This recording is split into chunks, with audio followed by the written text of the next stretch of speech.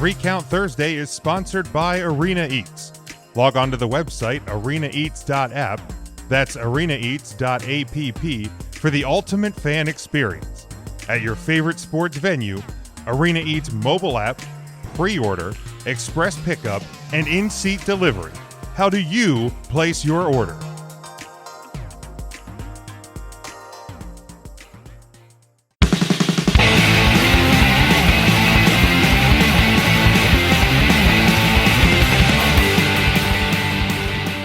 Our final topic for the night is this it's something I've had on the agenda for a couple of weeks and was just gotten bumped for various reasons. But back before Survivor Series, The Undertaker was on Hot Ones, which if you've never seen it, it's 10 progressively hotter hot sauces. You eat a wing, answer a couple of questions, move on to the next wing.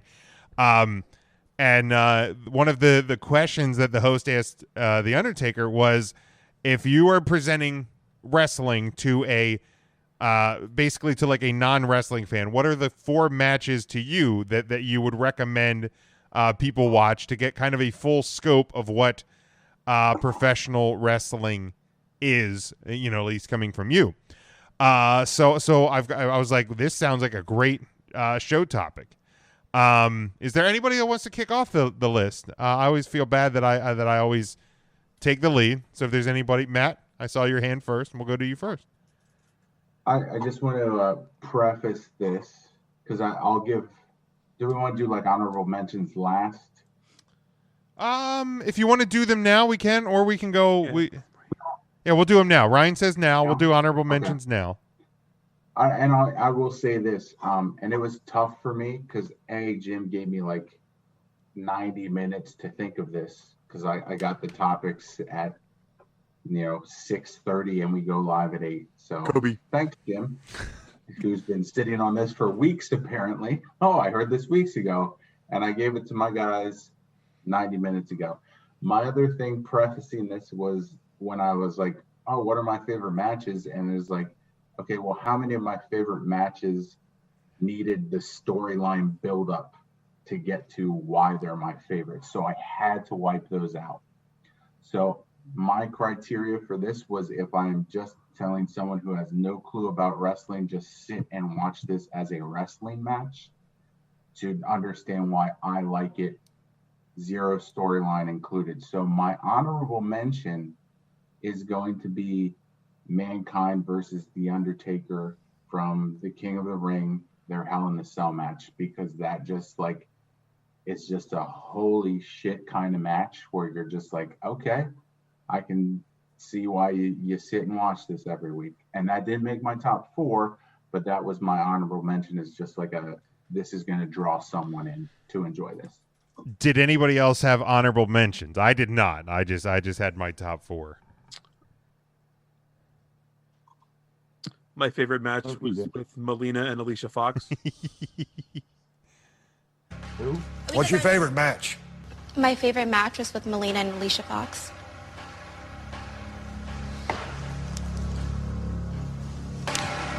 Who?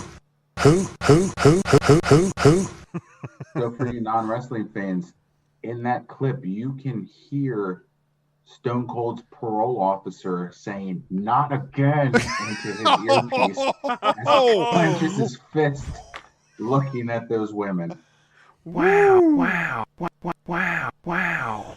the record, and I understand that most in this group have that thing we call jobs right now, but the message was sent at 11:46 this morning, for the record. But 11:40, Jim, time, days. Time is a construct. Fair. Who even knows at this point? At this point, are we even on the air? We might not even be on the air. That's fair. All valid arguments here. But Matt, since you did raise your hand first and you gave your honorable mention, a great one at that, we will go to you for your. Now, do you want to start at 4 and work your way to 1? Or do you want to start at 1 and work your way down? Did you put them in order? I didn't necessarily put them in order, and actually I'm kind of shame on Ryan and Mark for not having honorable mentions. I'm kind of upset at both of you. I can come up with one if you like, Matt. I don't want to upset No. Moment's You done. It's too suck, late. you jackass. Matt's upset. Jim, you're back on my good graces for the Happy Gilmore quote. I got you. So I didn't necessarily put mine as a 1 through 4. I broke mine into 4 different categories. I did tag team wrestling, I did women's wrestling, I did men's wrestling, and then I did a new age progressive wrestling. And honestly, the new age progressive one is the one that I'm probably the most sour on, but it is one that I think would rope people in. So I will go with that one first. Okay. So for all intents and purposes, my number 4 match is going to be Will Ospreay versus Ricochet at New Japan's Best of Super Junior from 2016. Okay. Anybody want to go next? Tim?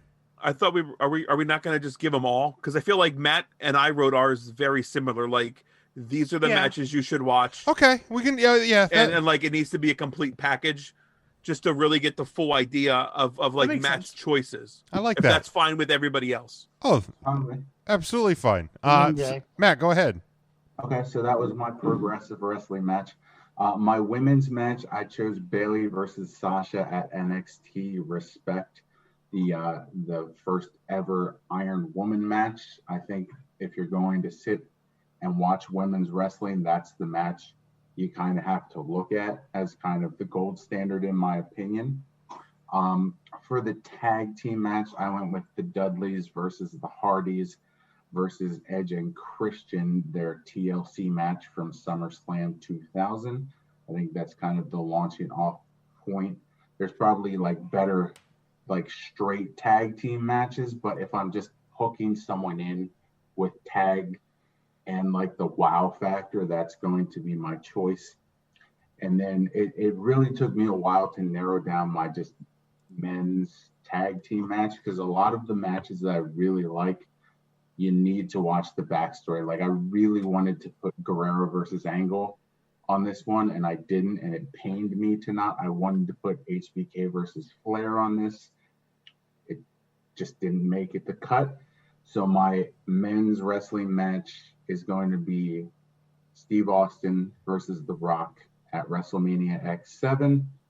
That, I think, is just kind of the peak of that feud. And you don't necessarily need to know a ton about Austin versus The Rock to appreciate that more. Oh, Matt froze. I think you need okay. the storyline for that. All right. Very good. I actually have a question for you, Matt. Yes. I love the list. Why go TLC 1 and not TLC 2? Just because I think the wow factor from TLC 1, like the crowd reaction when you're watching that, is a lot greater than TLC 2. Because by the time you get to TLC 2, like, it's kind of ingrained in the audience. So you're not going to get the pops that you do. And any wrestling observer is going to react kind of how the crowd reacts, in my opinion. Okay, that's fair. Ryan, would you like to go next? Yeah, I actually have a very similar list to Matthew. I will start, and again, no order at all. I will say I have a bit of an order. I will go with Randy Savage versus Ricky the Dragon Steamboat from WrestleMania 3. I would let them know that this is the standard wrestling match. This is what, you could expect from a one-on-one competition. It looks old, but it still stands up today with what like one-on-one men's competition could look like. For the women, I also chose NXT Respect. The Iron Woman match. I think there's so much, if you're not a fan, so much you can watch for. The time ticking down, keeping track of the pinfalls. It's just so different than a regular wrestling match that's not then a 60-minute Iron Man match. 30 minutes is easy to consume. And I think they both delivered home runs. So NXT Respect, Sasha versus Bayley was my women's choice. I had TLC 2 on my list from Mania, was it 17, I believe? So the Dudleys versus the Hardys versus Edge and Christian. And this is my train wreck. Wow, so much is going on. I can't believe what's happening. I could absolutely see an honorable mention like Hell in a Cell, that same sort of crash TV. Wow, I can't believe somebody put their body through that. The TLC incorporated the tag teams. There's 6 men. I think that's just a fantastic match. My final match, and again, if my main goal is to attract people that are not professional wrestling fans to become wrestling fans, I'm showing them the Boneyard match from WrestleMania 36. This is something like you've never seen before. Here is a 15-minute mini movie, soundtrack and all, pyrotechnics, up and down action. That is everything you could want in a pro wrestling match or a mini movie. So the Boneyard match rounds out my top 4 matches to show to a non-WWE fan, or a non-wrestling fan, I should say. Tim, you want to go next? Oh, yes, I do. So I kind of followed this kind of a blueprint going on here. But I actually have 4 original answers that haven't been said yet. My women's match, I think, is the best one-on-one women's match ever done in WWE. It is from WrestleMania 34. It is Charlotte Flair versus Asuka. Especially when it comes to Charlotte, I feel like there's not that many women on the WWE roster who can actually go toe to toe with Charlotte, because Charlotte is just a physical presence. She's right. She is super tall, very muscular, and Asuka, that story tells itself. And I feel like it's the reason why it's the only straight up singles match that I have on my list. Wow. I feel like with this, it can take the place of a really strong men's match. Because if you see one-on-one match, you've probably seen them all. My tag team match is from TakeOver Toronto. It's DIY versus the Revival, 2 out of 3 falls. Okay. It gives you the best of tag team wrestling from the 80s, the 90s, and today. It's like a great radio station. It gives you everything you need. And if somebody gets grabbed into this, they can go back and they can watch Brainbusters Demolition. They can watch Heart Foundation matches. They can watch the Rockers. And I think that Johnny Gargano by himself at that time is such a captivating character that people can grab a hold of him. The greatest idea ever in wrestling history is my number 3. And it's probably the best version of this. I'm going with the 2001 Royal Rumble match. The Royal Rumble is the most exciting match in wrestling history. It can get anyone into it. Anyone can get invested in a WrestleMania or in a Royal Rumble. And the 2001 Royal Rumble was so star-studded. Like, it has the most people in it that probably a non-wrestling fan would be able to look at and go, I know him. And this is Austin's last Royal Rumble win. Okay. And then, if you're talking about wrestling being a spectacle, if you're talking about wrestling being can be anything, I am going King of the Road, King of the Road, King of the Road, King of the Road, King of the Road. I am going Hornswoggle versus El Torito in WLC. Fair. It is such a great match. 3MB is bumping their faces off. The idea that they're doing an actual little person TLC match is fantastic. It gives you the full. I think those 4 matches can give you pure competition, spectacle, the special attraction, and what tag team wrestling can be. I would have never seen WeLC coming.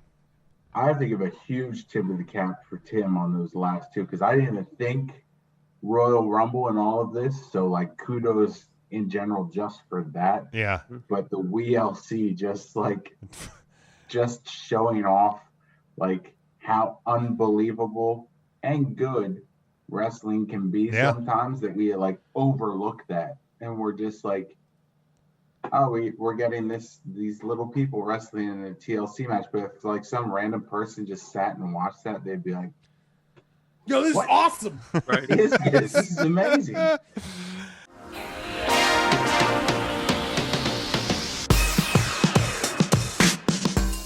Three Count Thursday is sponsored by Arena Eats.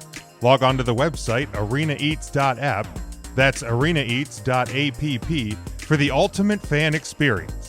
At your favorite sports venue, Arena Eats mobile app, pre-order, express pickup, and in-seat delivery. How do you place your order?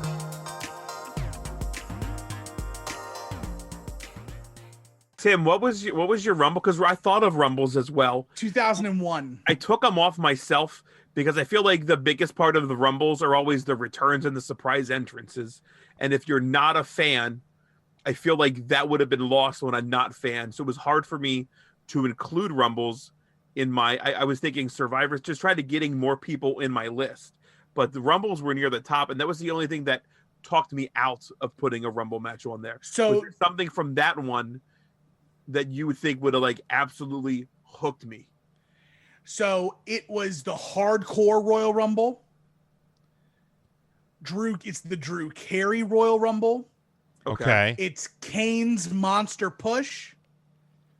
The Rock is in it. Stone Cold is in it. The Big Show's in it. The Undertaker's in it. It's like big players at that time. Yes, like recognizable people to the outside world. That's fair. And just the idea of the countdown clock. People love counting down. Like sure. they love the ball drop. They love all of it.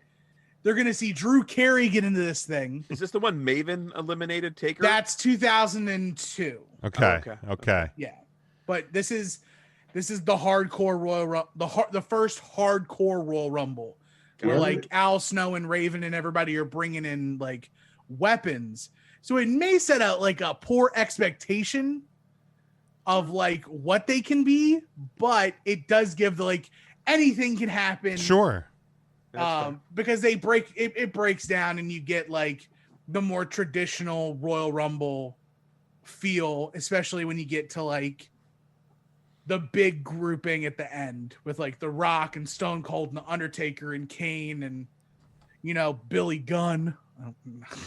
The other thing with Rumbles that a casual observer won't catch on is, for the most part, like wrestling fans kind of have an idea of who's going to win going into a Rumble. So That's anyone that has no clue what's going on at all isn't going to have any idea of who's going to come out on top. So it's going to make that an exciting finish, because if nothing else, the Royal Rumble always has at least like 3 or 4 false finishes towards the end to just kind of build up the anxiety. Yeah. Whereas wrestling fans are going to be like, okay, yeah, Ryback is not going to beat John Cena. Whereas someone who doesn't know who Ryback or John Cena is going to be like, what's going to happen?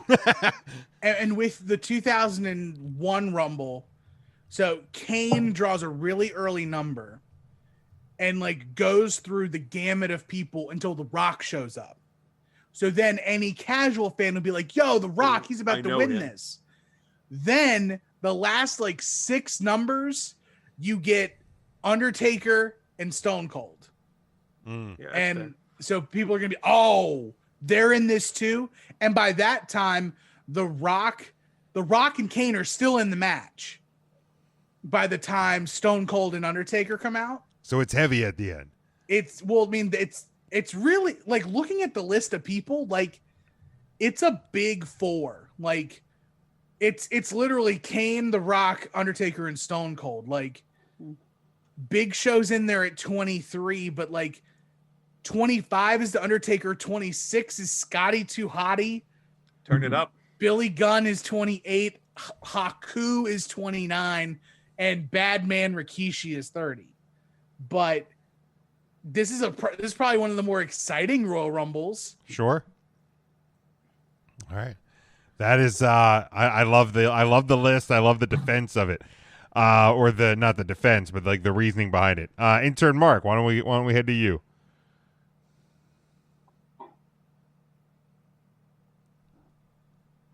Paging intern Mark, wake up. Stop dreaming about Hodecker celery. Can you hear me?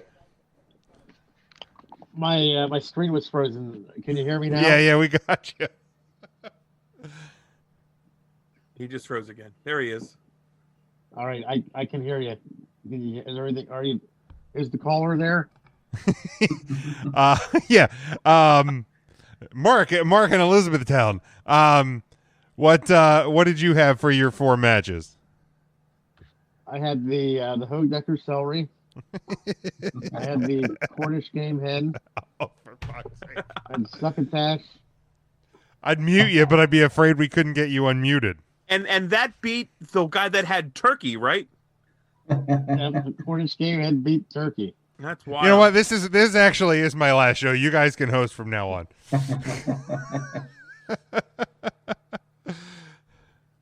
Poor Jim. All right, the 4 matches. This was really tough. Very tough. In no particular order, I went with, this is kind of hard to say, John Cena against RVD, not necessarily because I'm a Cena fan.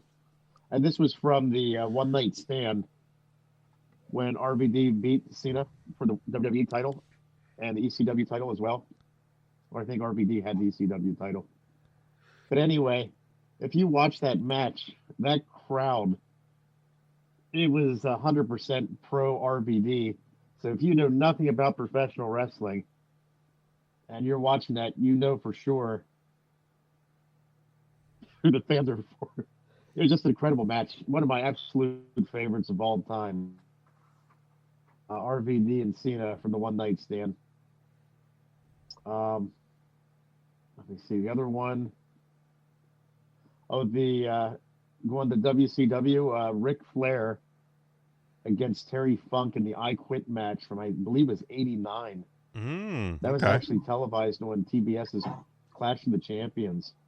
That was quite a build to it, story, but if you don't even know that, watching that match is one of the first times they used a table.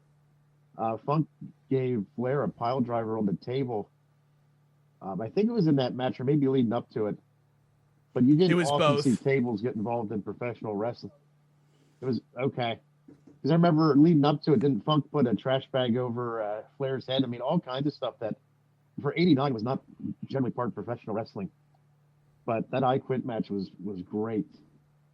So go back and watch that if you guys didn't see it. It was from New York. It was very, very good. I wanted to do a women's match. So the Bayley and Sasha, the Iron Woman match, I'd absolutely have to go with that. Another fantastic match. And I'm trying to remember what my 4th one was. Hang on, give me just a second. I wrote it down. All right, no problem. Tim, what are we munching on there? We got a last second arrival for some BK. Oh, what do you got? A plain double Whopper and fries. I'm gonna eat, goddammit. So just two Whopper patties. Meat and cheese, baby. Wow. Yeah, no, I gotta get at least some condiments up in that bitch. I got some ketchup. I got ketchup. All right. Well, that's okay. Intern Mark, you got your last one? If I got the last one, Jim, you'll like this one. I went with Bret Hart and Steve Austin from WrestleMania 13, I believe it was. Yeah, 13. And that was also an I Quit match. It was that match. Good. And once again, if you're not a wrestling fan and you're listening to that crowd, you knew definitively who the fans were for. That was the fans completely turned on Bret Hart that night and cheered Austin. And it was just a great wrestling match. Told a great story. Fantastic match. All right, I'm sure everybody saw that one. That's a classic for sure. Yeah, that is a good one as well. My 4, I started with my only Bret Hart match of the list, and that's Bret and Owen from WrestleMania 12 or WrestleMania 10. I think, and because I think too, like I take into account that they would watch the the little build up video up to it, so you can get that it's brother versus brother, and just it's such a fantastic match, and little brother getting the win.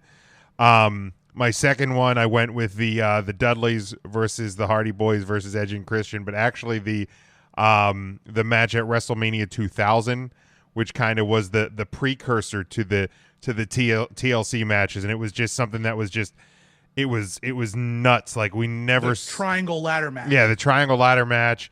You had like the bump from like the 70-foot ladder from Jeff on the entrance ramp. At the end you saw him get flipped through the table and a ladder, I think, in the ring. Like it was the Matt bump. Yeah, like when Matt explodes through that table in the middle of the ring. Just unreal. And I think WrestleMania 2000 was when we had the Crazy Cam, which I remember just JR going full JR over to Crazy Cam, which just added to like the spectacle of watching that match. And then I went with Taker and Shawn at 26. You have like the story of these two older guys, just streak versus career, and it I mean it is an all-time classic, and the women's match I had on here was Sasha and Bayley, but the one from Brooklyn, like taking nothing away from the Iron Woman match, but man, when I think about those two, that's the first match that always comes to my mind. It was just so damn good, and then you had, of course, at the end, the moment with the 4 horsewomen. So it shows like the compassion and the whatever with through wrestling. So that's why I had that one on there. The Bret and Owen match, it was like between that and Savage Steamboat, like at WrestleMania 3, because it's just, those are just like Matt classics. But of course, I got to go with my Bret Hart. I thought it was an interesting topic, and in the future, I will try to give you guys a little more lead. At least 22 hours. Jacket. It was funny yesterday. I forget what we were having for dinner, but I heard my wife set a timer on our Amazon device for 22 minutes, and I giggled to myself. So I thought you guys would appreciate that.